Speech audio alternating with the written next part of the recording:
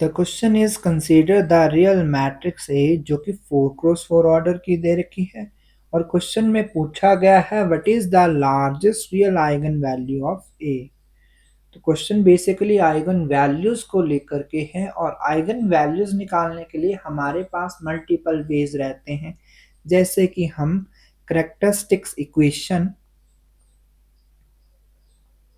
ए minus lambda आई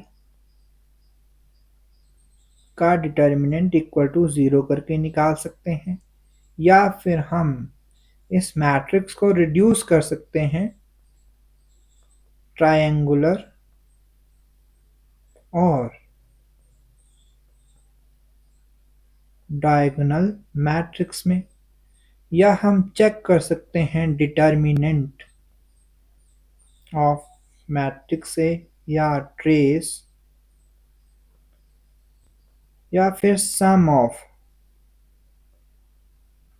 रोज elements और columns.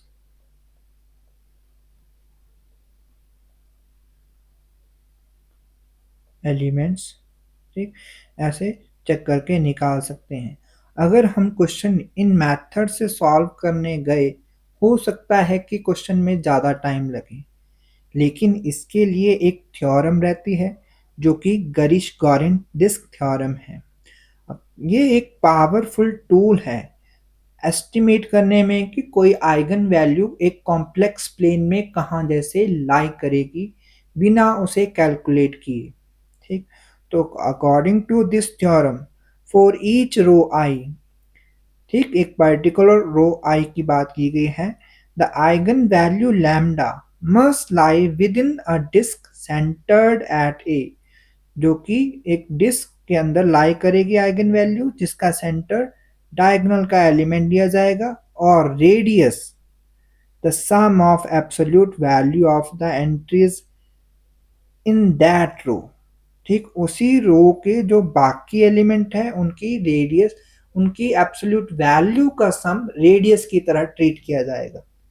समझने के लिए हम एक सर्कल ड्रॉ कर लेते हैं।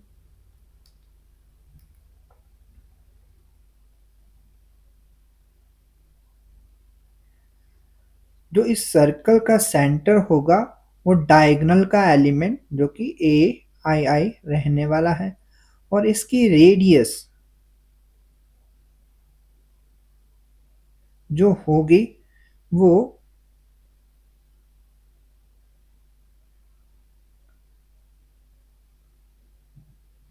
सम of absolute value of that row excepting diagonal element. यहाँ पर I not equal to J लिया जाएगा और 4 आई के लिए कोई पर्टिकुलर रो के लिए। ठीक, तो इसी को अप्लाई करके हम पता करेंगे आइगन वैल्यूज का। तो इसके लिए देखिए सेंटर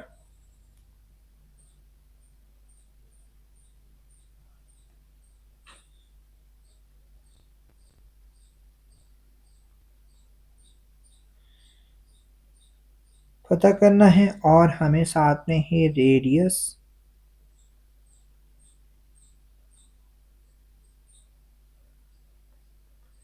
और इंटरवल, बेसिकली एक रियल लाइन इसमें से हम पास करेंगे जो सेंटर से होते हुए जाए। ठीक, और तो उसको हम बोलेंगे रियल लाइन इंटरवल।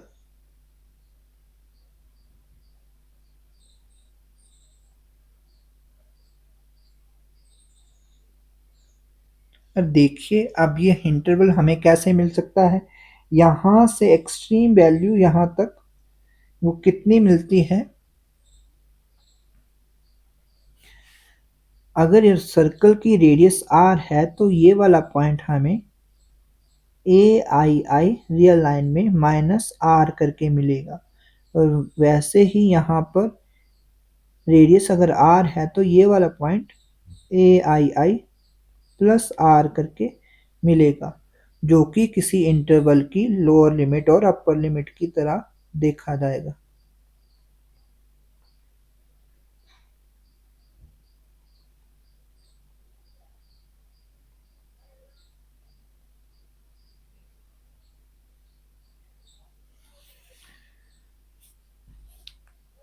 तो अब हम इस थ्योरम को इस मैट्रिक्स में अप्लाई करेंगे। जैसे कि सेंटर हमारे पास फर्स्ट रो के लिए 29 है और sum of other elements of that row are 0 plus 55 plus 17 is equal to 72 आता है। तो इसी से हमें इंटरवल की लोअर लिमिट 72, 29 माइनस 72 करेंगे तो हमें मिलेगा -43 और अपर लिमिट 29 प्लस 72 करेंगे तो 101। ऐसे ही सेकंड रो के लिए डायगोनल एलिमेंट जो कि सेंटर की तरह एक्ट करेगा 28 और sum of other element 1 plus 46 plus 26 is equal to जो कि 73 आता है और लोअर लिमिट 28 माइनस 73 करेंगे तो हमारे पास -45 आएगा और अगर अपर लिमिट निकालेंगे तो 28 प्लस 73 जो कि 101 मिलेगा। वैसे ही 33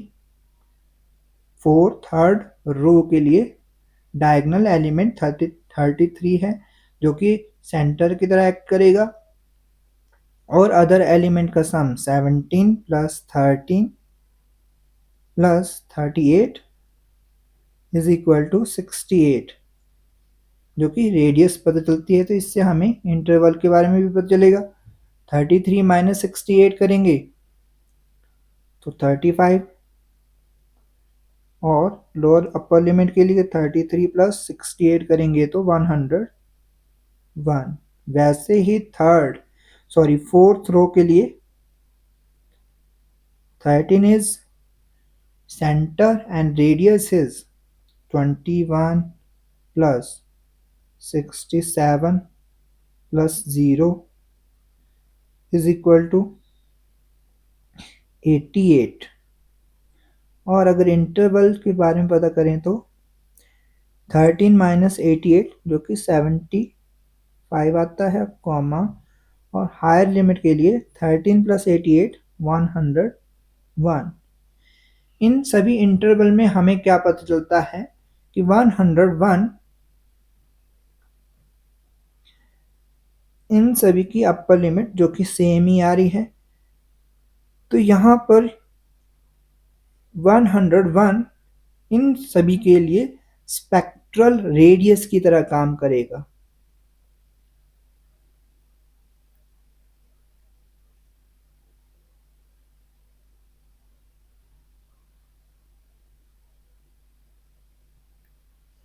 ठीक, तो spectral radius basically largest eigen value होती है